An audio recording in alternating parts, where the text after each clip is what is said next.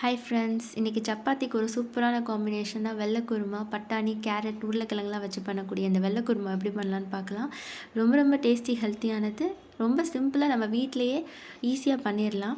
இதுக்கு என்னென்ன தேவைன்னா 3 மீடியம் சைஸ் பல்லாரி நைஸாக நறுக்கி எடுத்து வச்சுக்கோங்க. 120 கிராம் பட்டாணியை உரித்து எடுத்து வச்சுக்கலாம்.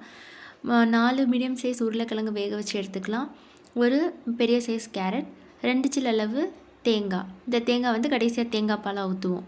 உருளைக்கிழங்க 8 விசில் விட்டு தண்ணி ஊற்றி 8 விசில் விட்டு ஆறுனக்கப்புறம் பீல் பண்ணி எடுத்து வச்சுக்கோங்க. 1/2 டீஸ்பூன் கசகசா, 3/4 டீஸ்பூன் சோம்பு, இது ரெண்டையும் மிக்சியில் ட்ரையாக அரைச்சி எடுத்துட்டு அதுக்கப்புறம் 1/2 டேபிள் ஸ்பூன் இஞ்சி பூடு பேஸ்ட்டு, 1/2 டீஸ்பூன் மஞ்சத்தூள் நல்லா அரைச்சி தண்ணி ஊற்றி பேஸ்ட்டாக நல்லா அரைச்சி எடுத்து வச்சுக்கோங்க.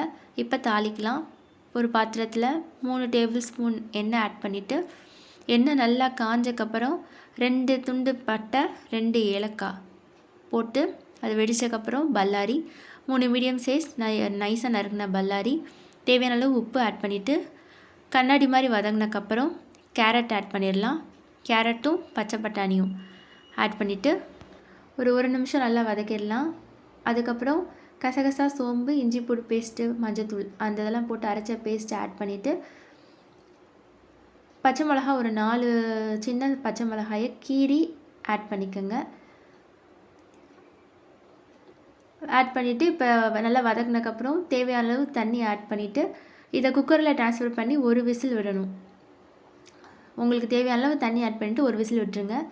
இப்போ உருளைக்கிழங்கும் தேங்காய் பால் எடுக்கணும். இந்த 2 வேலை தான் இருக்குது. உருளைக்கிழங்கு 8 விசில் விட்டு தண்ணி ஊற்றி 8 விசில் விட்டு வேக வச்சு பீல் பண்ண உருளைக்கிழங்கை இதில் ஆட் பண்ணிவிட்டு அது ஒரு 3 நிமிஷம் நல்லா வேகட்டும். அதுக்கு தேவையான அளவு தண்ணி ஆட் பண்ணிக்கோங்க. உருளைக்கிழங்கை ஆட் பண்ண கொஞ்சம் குழக்கலன்னு வரும். உப்பு 1/4 டீஸ்பூன் தேவைப்படுது, அதனால் உப்பு ஆட் பண்ணியாச்சு.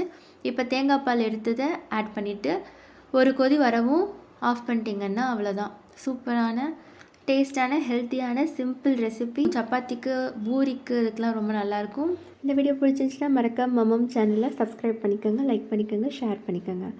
அப்புறம் இந்த வருஷத்தில் போடக்கூடிய வீடியோ இந்த வருஷம் எல்லாருக்கும் சிறப்பானதாக அமைய வாழ்த்துக்கள். Thank you so much.